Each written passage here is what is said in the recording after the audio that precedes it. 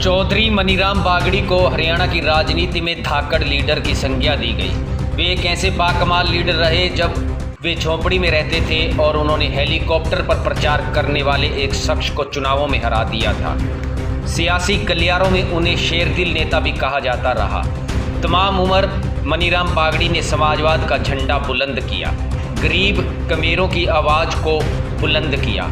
1952 में उनकी ओर से चलाए गए आंदोलन के बाद ही मजदूरों को उनकी ज़मीन का मालिकाना हक मिला। ताउम्र वे कांग्रेस से लोहा लेते रहे। बावजूद इसके उनके जवाहरलाल नेहरू, लाल बहादुर शास्त्री और इंदिरा गांधी जैसे कांग्रेस राजनेताओं के साथ रिश्ते बड़े ही मधुर रहे। पर मनीराम बागड़ी बड़े सिद्धांतवादी थे। जब लोकसभा में नेता विपक्ष रहे, इंदिरा गांधी को कभी नमस्ते नहीं की। उनका रुतबा और रुआब ऐसा कि उनकी पार्टी के नेता और केंद्र के बड़े बड़े मंत्री तक उनसे आतंकित रहते थे। असूलों के पक्के थे मनीराम बागड़ी। राजनीति में इस तरह के तमाम असूलों को धारण करने वाले ऐसे नेता की कहानी बड़ी दिलचस्प है। हिसार, सिरसा, फतेहाबाद के अलावा उत्तर प्रदेश के मथुरा की राजनीति उनके इर्द गिर्द घूमती रही। आपातकाल में जेल में रहे। जेल से बाहर आए तो हजारों की भीड़ ने उनका स्वागत किया।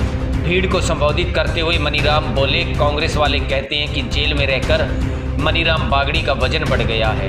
यदि ऐसा है तो तुम भी 19 महीने जेल में बिताकर देख लो। दरअसल मनीराम बागड़ी आचार्य नरेंद्र देव, जयप्रकाश और डॉक्टर राम मनोहर लोहिया की विचारधारा से प्रभावित थे। 1 जनवरी 1920 को हिसार जिला के गांव बनमंदोरी के गरीब परिवार में बागड़ी का जन्म हुआ।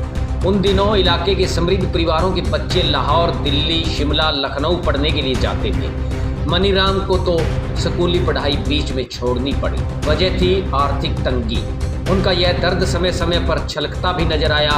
इसका एक उदाहरण आप एक घटना से लगा सकते हैं। हिसार में एक स्कूल में कार्यक्रम था। मनीराम चीफ गेस्ट थे। कंपटीशन में शिरकत करने वाले बच्चे का टॉपिक इंग्लिश सब्जेक्ट था। बच्चे को इनाम देते वक्त मनीराम ने कहा, बहुत अच्छे बेटा, पर आपने क्या बोला मैं कुछ समझ नहीं पाया क्योंकि मेरी पढ़ाई तो 4th कक्षा के बाद ही छूट गई थी। मनीराम जब आपातकाल के दौरान 1975 से 1977 तक जेल में रहे तो उनके साथ बड़ा अभद्र व्यवहार किया गया।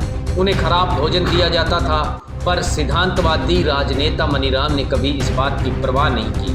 खैर, अब बात करते हैं मनीराम बागड़ी से जुड़े कुछ रोचक प्रसंगों की। मनीराम ने साल 1965 में हिसार सीट से लोकसभा का चुनाव लड़ा। इस चुनाव में उनके सामने थे कांग्रेस के उम्मीदवार सेठ घमंडीलाल अग्रवाल। घमंडीलाल रईस आदमी थे। अपना पूरा प्रचार हेलीकॉप्टर से किया। बावजूद इसके झोपड़ी में रहने वाला शख्स मनीराम बाजी मार गया। मनीराम बागड़ी ने घमंडीलाल को करीब 27,000 वोटों के अंतर से पराजित किया। इसके बाद मनीराम 1977 में भारतीय लोकदल के टिकट पर मथुरा से, जबकि 1980 में जनता पार्टी की टिकट पर हिसार से सांसद चुने गए।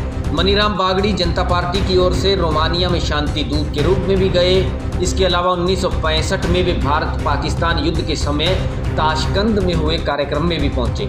3 बार सांसद रहने के अलावा मनीराम 1952 में फतेहाबाद विधानसभा सीट से विधायक भी चुने गए।